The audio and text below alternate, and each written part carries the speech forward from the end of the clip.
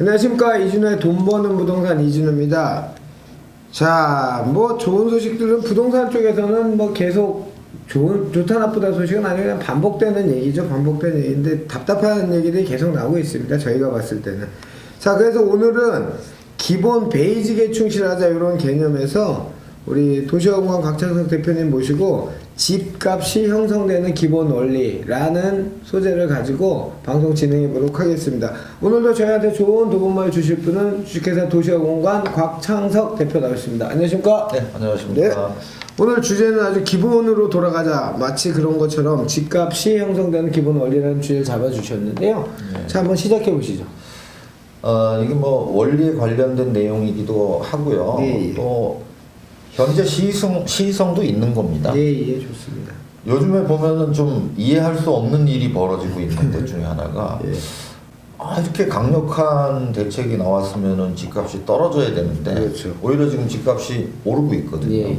이런 부분에 대해서 이 원리를 잘 이해하지 못하면은 이런 상황을 이해하기가 어렵습니다. 수요와 공급의 기본에 맞춰서 생각하면 되는 거 아닌가요? 예, 그게 이제 수요와 공급의 기본인데 예. 우리가 이제 뭐 보통 대학교 다니면은 이제 뭐 문과 출신이라면 1학년 때 경제 원론을 배우죠. 그렇죠. 예, 경제학 원론을 배우는데 이 원론에 나오는 범위 안에서 다 해석이 되는 예. 겁니다. 사실 이제 수요와 공급, 수급에 의해서 가격은 결정이 되는 건데 특히 부동산은 공급 쪽이 조금 더 중요한 부분들이 있어요. 근데 이제 이 수요와 공급이라는 게 결정되는 걸 보면은 시장 내부적인 요인도 있지만은 시장 외부 요인들에 의해서 수요와 공급이 바뀌게 됩니다. 예, 예. 뭐 예를 들면 요즘에 금리 인상 얘기를 많이 하는데 금리가 올라가면은 장기적으로는 결국 이제 수요가 줄게 되죠. 그렇죠. 그래서 집값이 떨어지게 되는 결과가 되죠. 또 뭐 공급에서는 또 반대가 될 수 있을 거고요. 예, 예. 그런데 이런 많은 시장 내 외부적인 요인들이 결국 수요를 줄이고 뭐 공급을 줄이고 수요 공급 쪽에 영향을 미치게 되는데 예. 근데 궁극적으로는 그 가격 결정이라는 건 외부 요인들 수십 개 수백 개 외부 요인들이 합쳐져서 영향을 미쳐서 수급을 움직이고 거기에 의해서 결정이 된다는 거죠. 아주 복합적인 요인이라는 예, 거죠. 여기서 말하는 공급이라든가 수요는 사실 이제 일반 시장별로 좀씩 달라요. 예, 예. 뭐 예를 들면 기존 재고 시장이다 그러면은 공급이라 그러면은 뭐 집을 짓는 것도 있지만은 재고 시장에서는 매물이 얼마나 나오느냐, 매물 공급이 되는 거죠. 또 매매 시장만 있는 게 아니고 전세 시장도 있는 거고 또 비슷하게 대체 관계에 있는 월세도 있을 거고 또 주택도 아파트와 다세대와 단독과 이런 것들이 매매 시장에서는 어느 정도 분리되어 있지만은 예. 여기가 이제 전세나 월세로 들어오면은 대체 관계를 형성을 하게 돼요. 그래서 우리가 정확하게 포인트로 찝어볼 건 뭐냐면은 과연 지금 나오고 있는 여러 가지 부동산 대책들이라든가 이런 뭐 금리 인상 요인 이런 것들이 매물을 줄일 것인가 매물을 늘릴 것인가 이런 포인트를 봐야 되고 또 거꾸로 수요자들한테 계속 사도록 만들 것인가 아니면 시장을 이탈하게 만들 것인가 이 요인을 분석해야 돼요. 제가 왜 이렇게 좀 장황하게 설명을 드리냐면은 예, 예. 최근에 이제 파리 대책이 나왔어요. 네. 파리 대책의 내용을 보면은 대부분 뭐 수도권 아파트에 대한 규제가 좀 늘어났고 전부 신규 분양 시장이 타켓이잖아요. 예, 신규 분양을 타켓으로 하기도 하고 또 재건축 재개발과 예, 맞습니다. 같은 개발 사업에 대한 규제도 많이 있습니다. 또 대출 규제를 통해서 수요자를 줄이려는 노력들도 있고요. 예, 예. 자, 이번에 이제 재건축 조합원 지위 양도 금지가 나왔지 않습니까? 예, 예. 이걸 예를 들면은 수요자는 결국 어떤 욕구를 가지고 있냐면은 좋은 입지 좋은 양호한 주택을 가지고 싶은 욕구가 있어요. 네, 근데 그런 것들이 탄생하는 방법은 그냥 새 아파트를 사는 방법도 있고 또 재건축을 사서 또 시간이 지나면은 새로 지어져서 새 아파트를 갖는 방법이 있는데 우리가 과거의 학습 경험에 의해서 재건축, 특히 지역별로 보면은 강남 재건축을 샀던 사람들이 가장 수익률이 높았던 경험을 갖고 있어요. 그러니까 강남 재건축을 투자를 하고 싶은데 반면에 지금 서울은 다 투기과열 지구고 강남 재건축은 사업 속도가 대부분 빨랐어요. 이번에 초과이익 환수제 때문에. 그럼 조합 설립 인가를 지난 단지들이 대단히 많거든요. 그러면 팔고 싶어도 팔 수가 없어요. 그러나 불가능한 건 또 아니에요. 또 9월 하순경에 또 그 개정이 돼가지고 1세대 1주택으로서 10년 이상 보유하고 5년 이상 거주한 사람은 팔 수 있도록 만들어놨어요. 그러니까 아주 입지가 양호한 곳에 사업이 추진돼서 이제 사업이 건물사를 타서 재건축이 내가 새 아파트를 빨리 얻을 수 있는 것들은 오히려 거래할 수 있는 물건이 다 없어졌다는 거죠.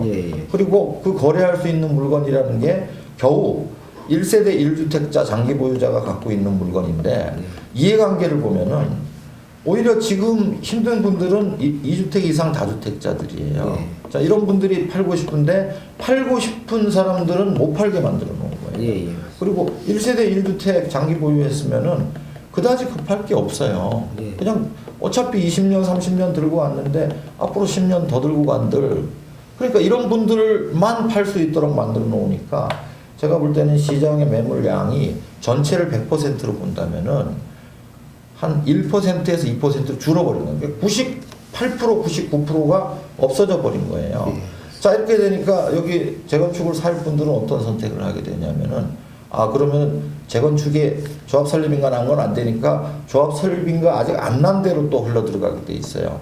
또 재건축이 시간이 오래 걸린다고 생각하는 분들은 기존에 지어놓은 정말 몇몇 안 되는 신축 아파트라든가 또는 이미 착공이 들어간 그 일반 분양분 이런 것들로 몰리게 되는데 일반 분양분도 아시다시피 이제는 그 투기과열 지구에서는 전매 금지가 다 또 재당첨 제한도 있고 입주때까지 전매 금지가 걸렸단 말이죠. 그런데 전매 금지가 안 걸린 물량이 아주 극소수가 있는 거예요. 그런 물량으로 계속 몰리게 되는 거죠. 이렇게 되니까 입지가 좋은 지역들은 결국은 매물량은 줄어들게 만들고 매수자들이 어느 그 줄어든 물건으로 몰리게 되는 효과 이런 것들 때문에 집값이 안 떨어지고 있는 거예요. 전체적인 이 시장의 흐름을 보면은 현재는 그렇지만은 그러나 이제 양도세 중과세가 확정이 됐고 또 이제 뭐 임대사업자에 대한 혜택이 발표가 되고 나면 이번에는 반대 양상으로 갈 거예요. 어떻게요? 현재 이 구도가 딱 짜져 있는 데에서 보면은 양도세 때문에 급하게 팔아야 되는 분들이 연말 연초에는 또 나오게 되거든요. 이번에는 이제 반전이 일어날 겁니다. 역전돼서 보통 우리가 이제 가격이 오른다고 그러면 팔 분들은 더 팔기 싫어해요. 그렇죠. 살 분들은 더 달려들어요. 근데 매물이 쏟아져 나온다는 얘기가 들리는 순간에 살 사람들은 썰물처럼 빠지게 돼 있어요. 그리고 팔 분들은 이제 불안해져서 지금까지는 올랐는데 왜 이러지 하고 더 팔게 돼 있어요. 그래서 연말 연초는 그런 거고요. 지금 이제 지금 현재 상황하고 제가 결부시켜서 이걸 말씀을 드린 거고 집값을 형성하는 기본 원리는 뭐 예를 들면 이런 거죠. 내가 살고 있는 아파트 또는 단독주택이 현재 얼마에 거래될 수 있을까라는 의구심을 다 가지고 있습니다. 근데 이제 뭐 실제 거래된 사례가 주변에서 있으면 같은 단지 내 아파트가 거래됐다. 그러면은 그걸 기준으로 해서 비교 사례가 되는데 그렇죠. 그게 이제 기준가가 돼서 내 물건은 그러면 얼마큼 팔겠구나. 예를 들어서 뭐 최근에 뭐 103동 뭐 501호가 팔렸다. 그런데 그게 뭐 5억에 팔렸는데 그러면 나는 104동 601호를 갖고 있으니까 나는 그러면 5억보다는 조금 더 받겠구나. 뭐 이런 식으로 계산을 할 수 있어요. 그래서 시장 가격에는 기준가와 비교가로 나눠져 있는 겁니다. 그래서 그 기준이 되는 가격, 기준가를 보면은 실거래가가 있으면은 그게 바로 기준가가 됩니다. 근데 이제 실거래가 잘 안 되고 있는 경우들도 있어요.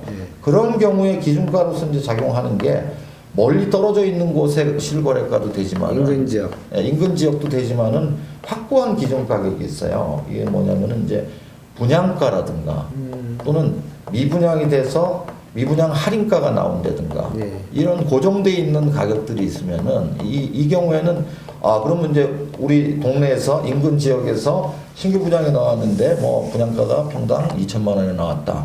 그러면은 우리 집은 그거 뭐 지은 지 한 20년 됐으니까 우리 집은 평당 한 1,700만 원 하겠구나 하고 또 그 기준가를 놓고 가늠을 할 수가 있거든요. 이런 경우에 이제 분양가라든가 미분양 가격이 기준가가 되는 거고요. 또 하나는 기준가 역할을 하는 게 어떤 게 있냐면은 자, 거래가 활발한 곳들 또는 가격을 선도해 가는 것들이 있어요. 뭐 예를 들면 최근에는 수도권, 서울 수도권에서는 거의 한강변에 있는 아파트 가격이 그 선도 가격의 역할을 하고 있어요. 그래서 거기에서 뭐 1000세대 단지에서 한 세대라도 얼마가 뭐 호가가 매매가 더 높은 가격으로 거래가 됐다면 그 한 건의 거래가 그 단지뿐만 아니라 서울 전체 수도권 전체에 영향을 미치게 됩니다. 그러니까 이런 끌고 가는 선도 가격, 그러니까 최고 가격으로부터 다시 가늠을 할 수 있어요. 그러면 반포에서 뭐 평당 1억 거래가 나왔으면은 그러면은 뭐 반포의 낡은 아파트는 얼마일 거고 뭐 대치동, 뭐 개포동 얼마 될 거고 방배동 얼마 되겠구나 가늠할 수 있어요. 그렇죠. 그래서 이런 선도 가격이 기준가격 역할을 하는 경우도 있습니다. 그래서 정리하자면은 실거래가라든가 또는 분양가라든가 또는 선도 가격 이런 것들이 기준 가격이 되고 그 기준 가격이 이제 드러나면은 그 기준 가격의 변동에 의해서 비교 가격들이 끌려가는 이런 현상들이 나타나게 되고 그게 이제 가격 변동을 몰고 오게 되는 거예요. 그래서 거래량이 많을 때는 이런 것들이 확실하지만은 거래량이 적다 하더라도 몇몇 안 되는 거래들이 결국은 기준가의 역할을 하기 때문에 지금 이런 계속 호가가 오르는 이런 현상들이 있고요. 예전에는 이렇게 정부에서 강력한 대책, 뭐 종류별로 대책을 내놓으면 우리가 흔히 얘기하는 풍선효과라는 것들이 대체 지역 또는 대체 상품을 확연히 드러났는데 지금은 이제 서울만 가격이 단단하고 나머지는 이제 무너지는 지역들이 생기기 시작했단 말이죠. 그러니까 이 안에서의 풍선 효과가 지금 말씀하신 것처럼 그 안에 점점 더 세밀해지고 미묘해지고 그래도 이 안에서의 거래 행진이 계속되고 있단 말입니다. 그렇죠. 예, 그러니까 우리 시청자들 중심 잘 잡으셔야 될 것 같아요. 이 뭐 저희가 맨날 하는 얘기지만 시장에 참여를 해서 적극적으로 뭐 정책을 싸워서 이기는 거는 불가능한 얘기니까 순응하시면 시장에서 그 결을 찾을 수 있을 것 같고 저희 같은 프로그램 보시면서 참고하시고 세미나도 우리 곽 대표님 세미나도 오시고 저도 가끔 토지 세미나 하니까 참여하셔서 결을 찾아서 같은 방향으로 움직이시면 될 것 같아요. 제가 오늘은 기준가와 비교 가격에 대한 말씀을만 드렸는데 이 세미나에 오시면은 가격을 결정하는 구조가 이것만 갖고 결정되는 건 아니에요. 뭐 이렇게 고정 가격 이론도 있고요. 여러 가지 가격에 대한 이론이 있으니까 세미나에 참여하시면은 제가 자세히 알려드리겠습니다. 그 전에는 하시는데 오늘 한 번만 얘기해 주세요. 무슨 요일날 하세요? 세미나장이 협소해서. 그러니까 얘기를 한번 해주시라고 일단. 예. 매주 목요일하고 토요일날 세미나를 하거든요.